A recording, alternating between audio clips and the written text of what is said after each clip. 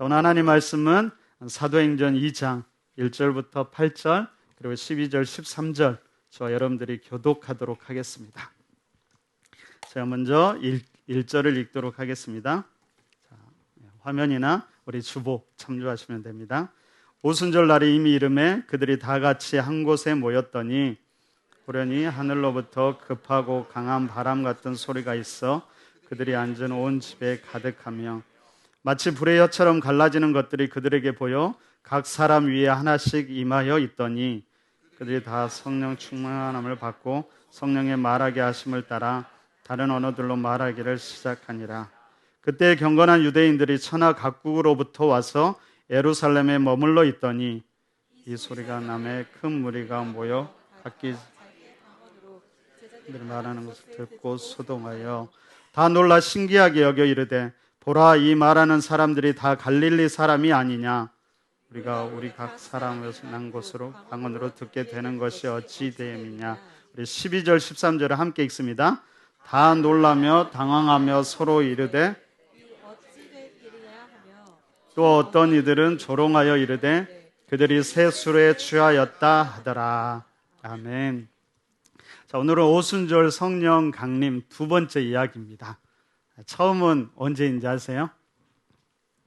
우리가 성령 강림 주일에 첫 번째 우리가 한 가지 이야기를 살펴보았습니다. 여러분 근데 잘 생각이 안 나지요? 네, 그래도 괜찮습니다. 여러분 지난 것은 그냥 지나버리시고요.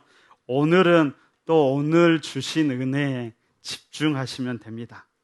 지난번에 우리가 하나님의 약속이 있었고 특별한 의미가 있었던 오순절날 마가의 다락방에서 함께 기도하면서 간절히 기다리는 이들에게 호련히 성령님께서 임하셨던 것을 우리가 함께 살펴보았습니다.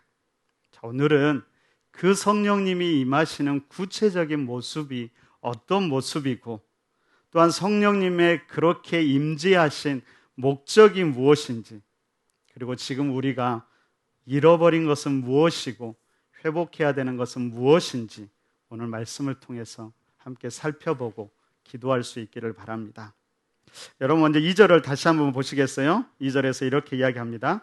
호련히 하늘로부터 급하고 강한 바람 같은 소리가 있어 그들이 앉은 온 집에 가득하며. 오늘 성경은 성령님의 임재에 대해서 말하면서 첫 번째로 강조한 것은 바로 소리였습니다. 하늘로부터 급하고 강한 바람이 아니라 바로 그 바람 같은 소리가 있었던 겁니다. 우리 귀로 무엇인가를 듣는 것, 우리 귀에 어떤 소리가 들리는가가 너무 중요한데요.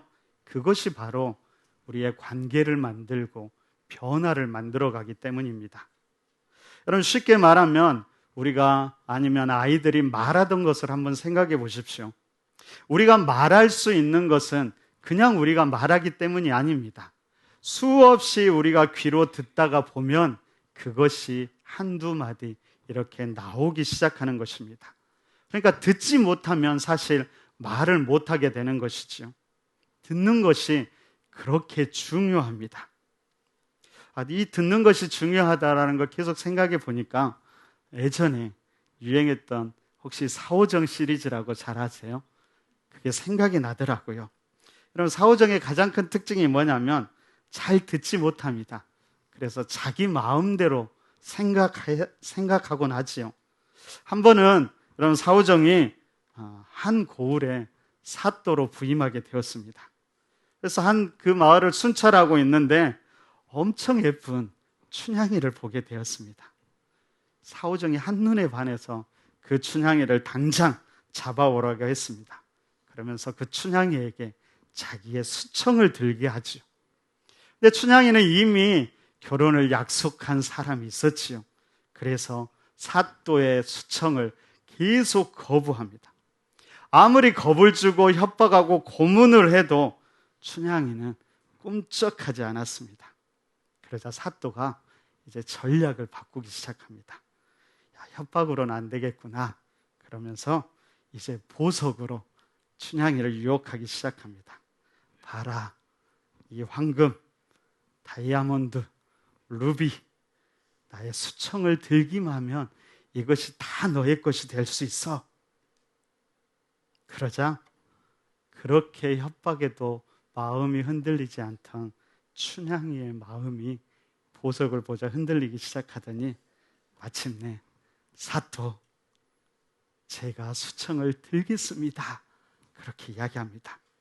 그러자 그때 사또 사오정이 뭐라고 했는지 아십니까? 이 독한 년, 이번에도 넘어가지 않다니 죽어라! 그러고 죽였다라고 합니다. 춘향이는 귀먹은 사또 때문에 그냥 형장의 이슬로 사라지고 말았습니다. 또 이런 이야기도 있더라고요. 다 아는 이야기인데요. 한 번은 사오정이 편의점에 가서 이렇게 이야기합니다. 아저씨, 햄버거하고 우유 주세요. 그러니까 편의점 아저씨가 햄버거 없어. 그러니까 또 사오정이 이렇게 이야기합니다. 그러면 햄버거하고 사이다 주세요. 그러니까 좀 화가 나기 시작했어요.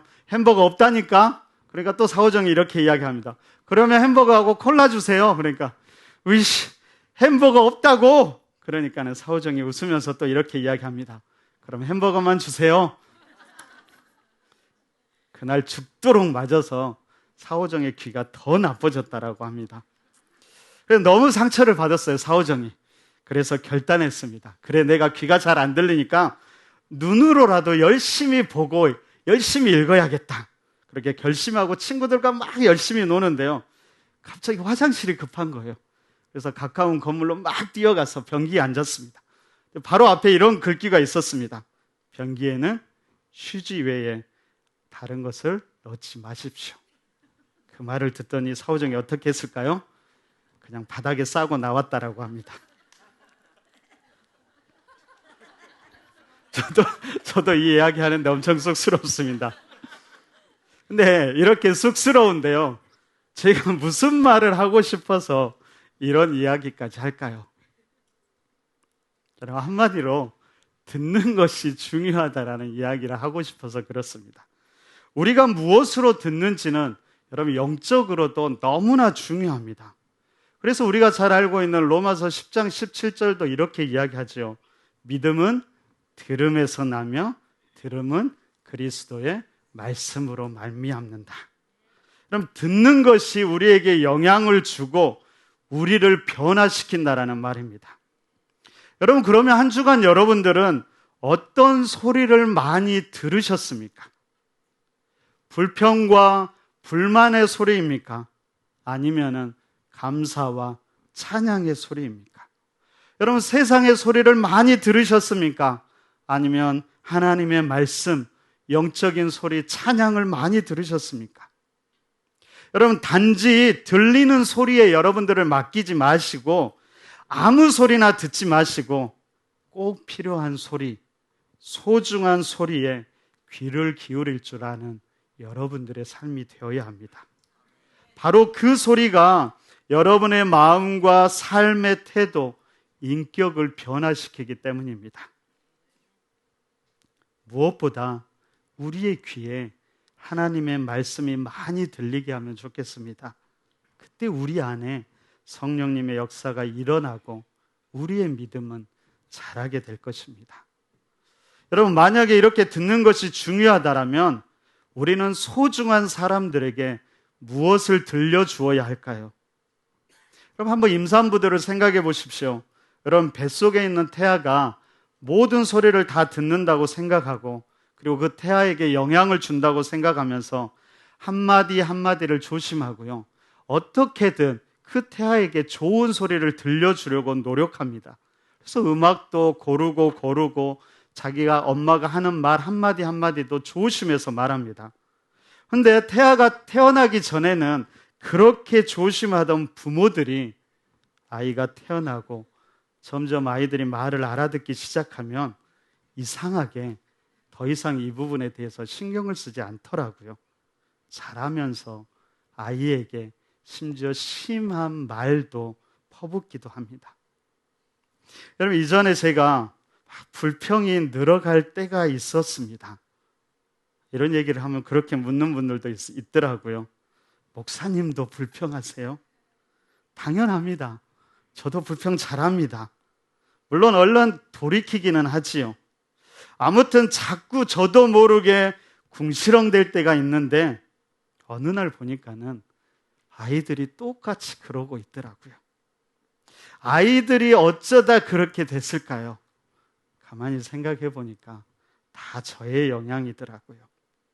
여러분, 자녀들을 볼 때 가끔 속 터질 때가 있지요. 여러분, 그 모습을 가만히 보고 있으면 그게 우리의 모습입니다. 우리 때문에 그런 것은 아닌지 다시금 우리를 돌아보아야 합니다. 우리 부모님들에게 그리고 영적인 리더들에게 부탁드립니다.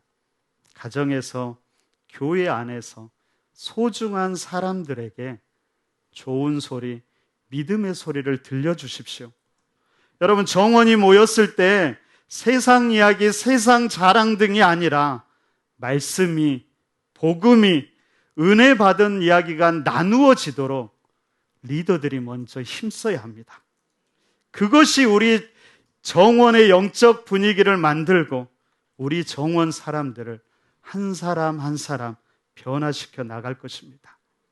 정말 바라기는 우리 푸른나무교회 성도들이 모이면 그곳에서 예수님에 대해서 이야기하고 예수님과 동행한 이야기가 나누어지고 예수님의 이름으로 서로를 축복하고 그렇게 믿음으로 살았는데도 힘겨웠던 이야기들을 서로 나누면서 서로 격려하고 기도하는 그렇게 예수님 이야기가 가득한 교회, 정원이 되기를 소망해 봅니다.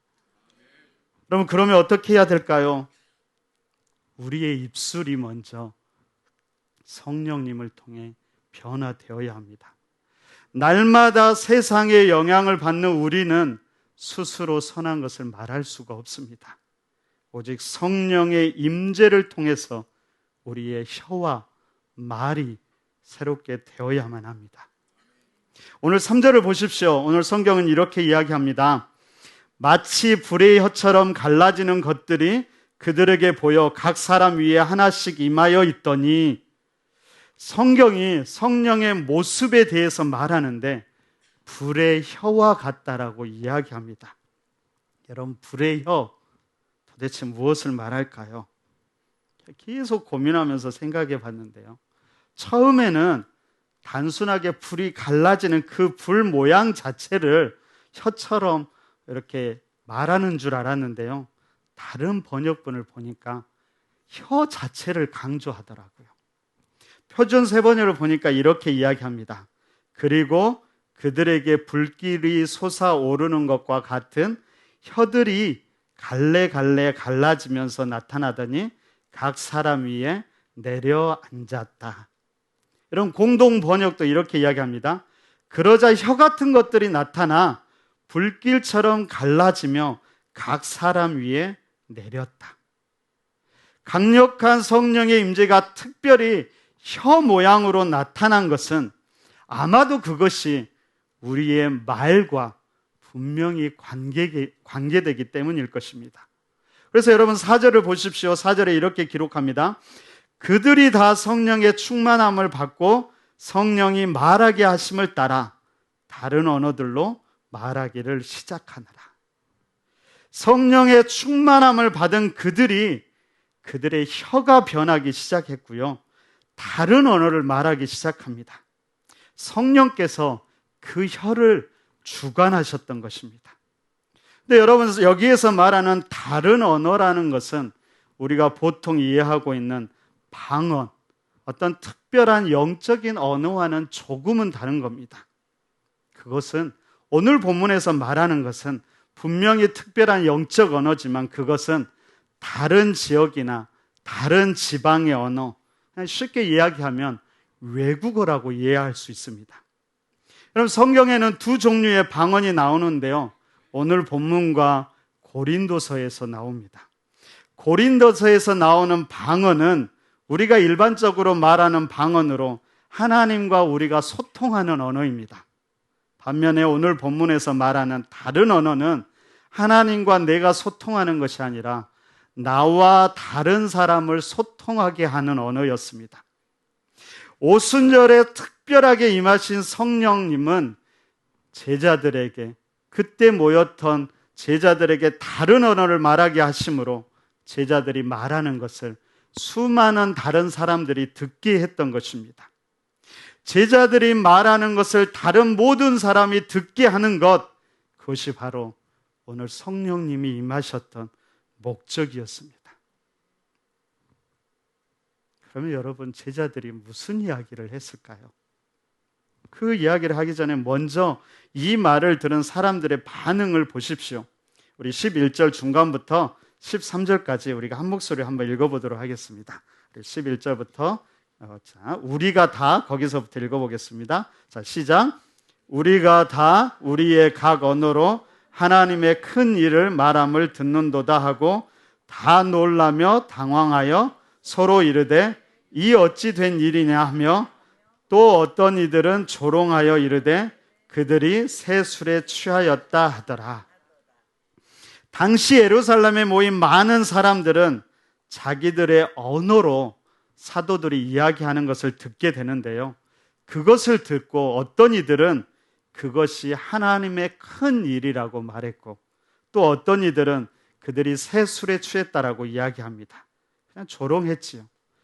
그러자 그때 베드로가 일어나서 이 일을 구체적으로 설명해 주는데요, 가장 시작은 이렇습니다. 17절부터 20절입니다.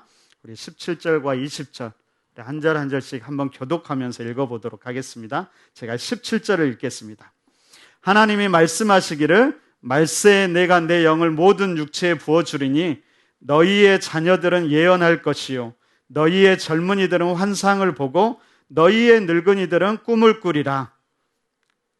그때 내가 내 영을 내 남종과 여종에게 부어주르니 그들이 예언할 것이요 또 내가 위로 하늘에서는 기사를, 아래로 땅에서는 징조를 베풀리니 곧 피와 불과 연기로다.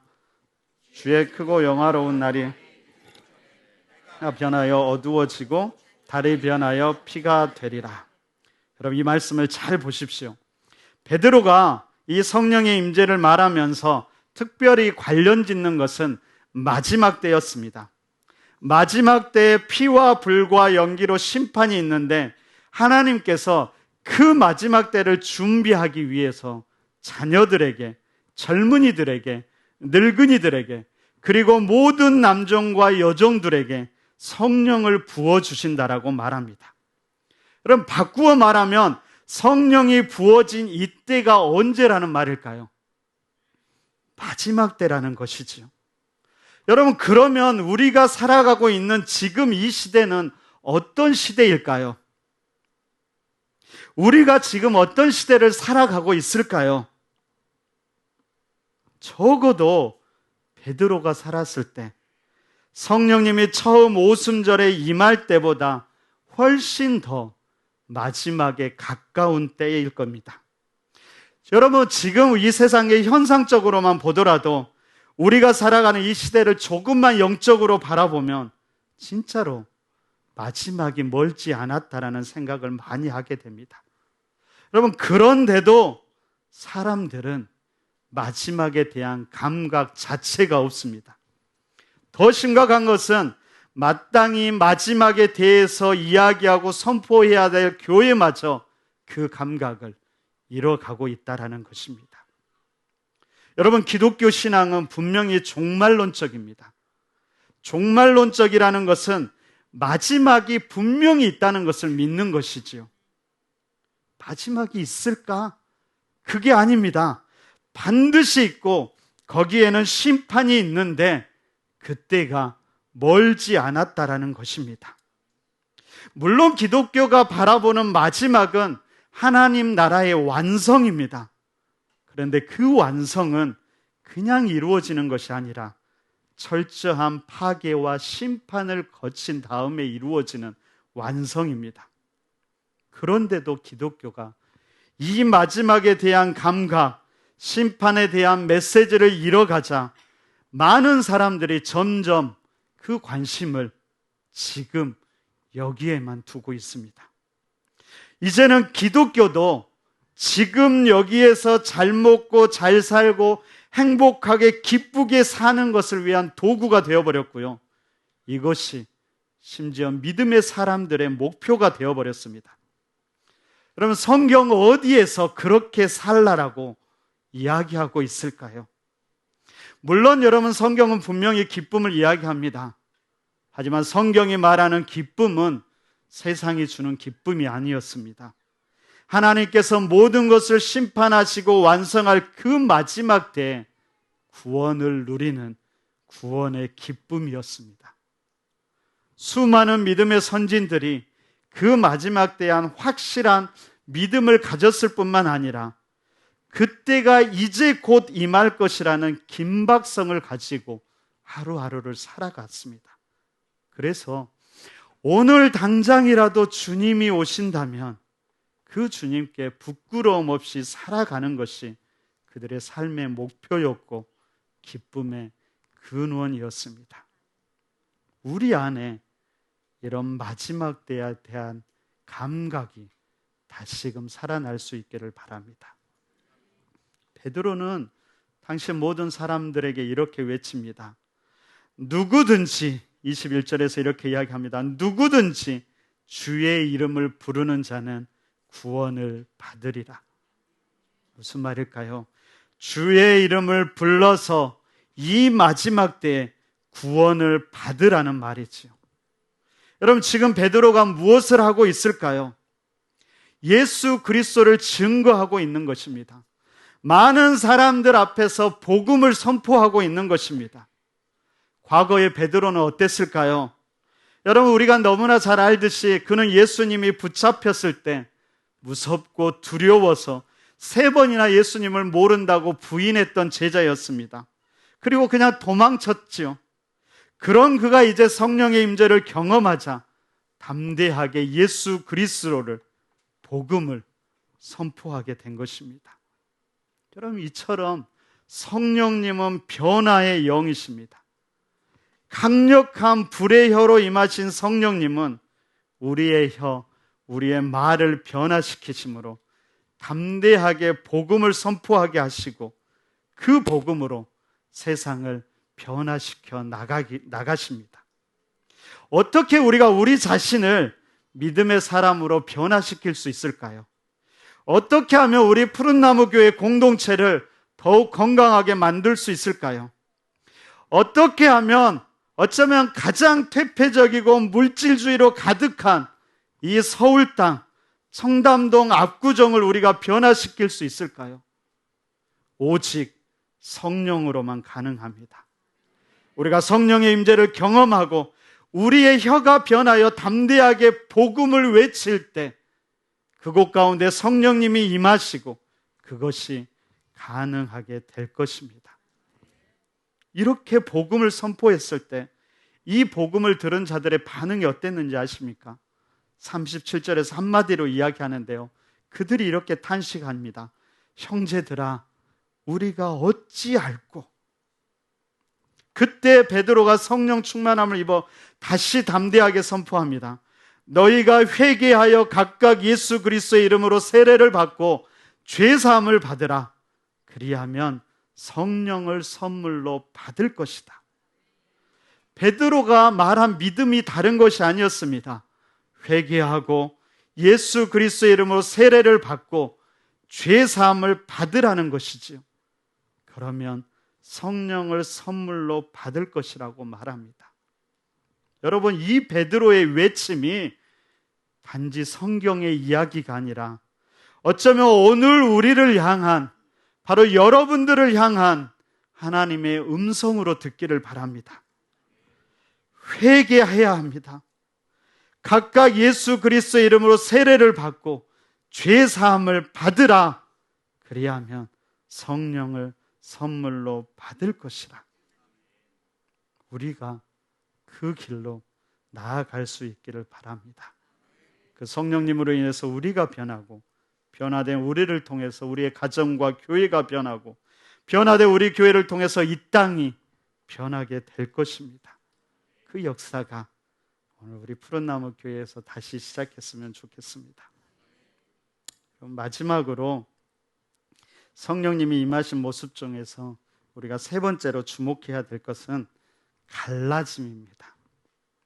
오늘 3절을 다시 한번 보십시오. 이렇게 이야기합니다. 마치 불의 혀처럼 갈라지는 것들이 그들에게 보여 각 사람 위에 하나씩 임하여 있더니, 성령님께서 불의 혀처럼 갈라져서 각 사람 위에 하나씩 하나씩 임하게 되었습니다. 분리되지만 그냥 분리됨이 아니라 하나에서 시작되어서 하나와 똑같은 또 다른 하나였습니다.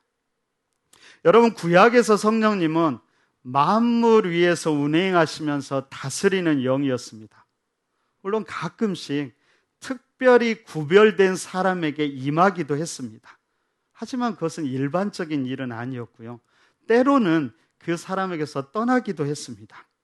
오늘 오순절날 성령님의 임재는 거기에 모였던 모든 사람에게, 그것도 한 사람 한 사람에게 임하셔서 그들 안에 그들과 함께 거하시게 됩니다.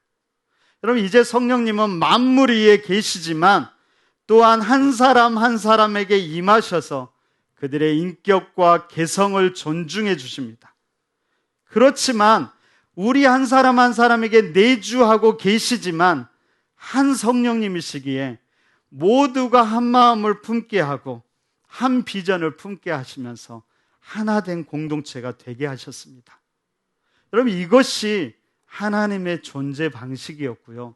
믿음의 사람과 그 믿음의 사람들이 이루는 공동체의 존재 방식입니다. 함께 한 마음을 갖고 한 비전을 품지만 한 사람 한 사람이 무시되지 않고 서로 존중되고, 반대로 한 사람 한 사람이 존중되지만 개개인이 아니라 함께 한 마음을 갖고 한 비전을 품는 것입니다. 말 그대로 성령 안에서 all for one이 되고요, one for all이 되는 겁니다. 한 사람은 전체를 위하고 전체는 한 사람을 위합니다. 이 존재 방식을 우리가 꼭 기억했으면 좋겠습니다. 여러분, 그 성령은 그 구체적인 모습에서 이렇게 이야기합니다. 우리 44절부터 47절 다시 한번 교독하면서 읽어보도록 하겠습니다. 제가 44절 읽겠습니다. 믿는 사람이 다 함께 있어 모든 물건을 서로 통용하고 또 재산과 소유를 팔아 각 사람의 필요를 따라 나눠주며 날마다 마음을 같이하여 성전에 모이기를 힘쓰고 집에서 떡을 떼며 기쁨과 순전한 마음으로 음식을 먹고 하나님을 찬미하며 또 온 백성에게 칭송을 받으니 주께서 구원받는 사람을 날마다 더하게 하시니라. 여러분, 믿는 사람들이 함께하면서 물건을 서로 통용하였고 재산과 소유를 팔아 각 사람의 필요에 따라 나누어 주었고 날마다 마음을 같이하여 성전에 모이기를 힘썼습니다. 집에서도 떡을 떼며 기쁨과 순전한 마음을 나누었고 음식을 나누었고 성전에서든 집에서든 날마다 하나님을 찬양했지요. 이 공동체는 세상의 모임과 전혀 다른 모임이었고 공동체였습니다. 그랬더니 온 백성의 칭송을 받게 되고 구원받는 사람이 날마다 더하게 되었다라고 성경은 이야기하고 있습니다. 여러분, 한번 생각해 보십시오. 어떻게 이들이 자기 권리를 포기할 수 있었을까요? 어떻게 이들이 온전히 서로를 위할 수 있었을까요? 바로 성령님을 통해서 가능한 일이었습니다. 한 성령님이 각 사람에게 임하여서 하나가 되게 하셨기 때문입니다. 이것이 바로 교회 공동체의 원래의 모습이었습니다. 자, 오늘 본문을 보는데 제가 더 놀라운 것은 그렇게 나눈 것도 놀랍지만요, 이들 대부분이 오랜 믿음을 가진 사람들이 아니었다라는 것입니다. 어쩌면 처음 믿음을 고백한 이들이 처음부터 온전히 헌신하였습니다. 이것이 너무나 자연스러운 모습이었고 자연스러운 공동체였습니다. 이런 공동체의 모습이 오늘 우리에게 다시 도전이 되었으면 좋겠습니다. 이것이 우리가 이루어야 할 공동체의 모습인데 지금 우리는 얼마나 이런 모습에서 멀어졌는지를 다시금 살펴보아야 합니다. 여러분, 현대교회의 약점이 무엇인지 아십니까? 그것은 교회에서 무엇인가를 헌신하기 위해서는 오랜 과정을 거쳐야 한다는 것입니다. 교육도 받아야 되고요, 직분도 받아야 되고요, 사람들도 더 많이 알아야 됩니다. 점점 교회는 새로운 사람들이 쉽게 헌신을 위해서 나서지 못하는 분위기가 되어갑니다. 물론 여러분, 새가족들도 처음부터 헌신하지 않으려고 합니다. 상황을 보면서, 분위기를 보면서 더 나에게 무엇이 유익인지, 교회가 나에게 무엇을 해줄 수 있는지를 자꾸 살피게 됩니다. 안타까운 것은 그 시간들을 거치면서 점점 인간적인 관계만 남아버린다는 것이지요. 그래서 이제 새가족도, 오래된 사람도 결코 헌신하려고 하지 않습니다. 여러분, 처음 공동체는 그렇지 않았습니다. 처음 믿은 그들이, 전혀 기초 지식도 없던 그들이 성령의 임재를 통해 전적으로 헌신하였고 아름다운 공동체, 하나님의 역사를 이루어 갔습니다. 오늘날 교회에서 이런 성령님의 역사가 사라져 가고 있다는 것을 우리가 안타까워했으면 좋겠습니다. 성령이 주관하시는 성령 공동체의 모습이 아니라, 세상과 다른 공동체가 아니라 세상과 똑같은, 때로는 세상보다도 못한 공동체의 모습을 안타까워해야 합니다. 서로를 향한 배려나 사랑, 함께 나눔이 어디에 있을까요? 세상을 향한 우리의 거룩한 외침이 어디에 있을까요? 마지막 때가 가까웠고 하나님의 심판이 가까웠다고 교회가 외치고 있을까요? 회개하고 예수 그리스도의 이름으로 세례를 받고 죄 사함을 받으라고 믿음의 사람들이 선포하고 있을까요? 오직 주의 이름을 부르는 자만이 구원받을 것이라고 우리의 목소리를 통해서, 우리의 삶을 통해서 증거하고 있을까요? 그렇게 믿는 사람으로서 먼저 본을 보이고 온전히 우리가 헌신하고 있을까요? 이 모든 것을 잃어버린 단 하나의 이유는 성령님을 잃어버렸기 때문입니다. 더 이상 교회의 중심이, 우리의 주인이 성령님이 아니기 때문입니다. 이 사실을 안타까워하며 회개하며 다시 성령님을 찾아야만 합니다. 다시 성령의 임재와 다스림을 경험하기를 간절히 사모해야 합니다. 우리가 그렇게 할 때, 우리 푸른나무 교회가 그렇게 할 때, 바로 여기서부터 이 땅이 새롭게 될 수 있을 것입니다.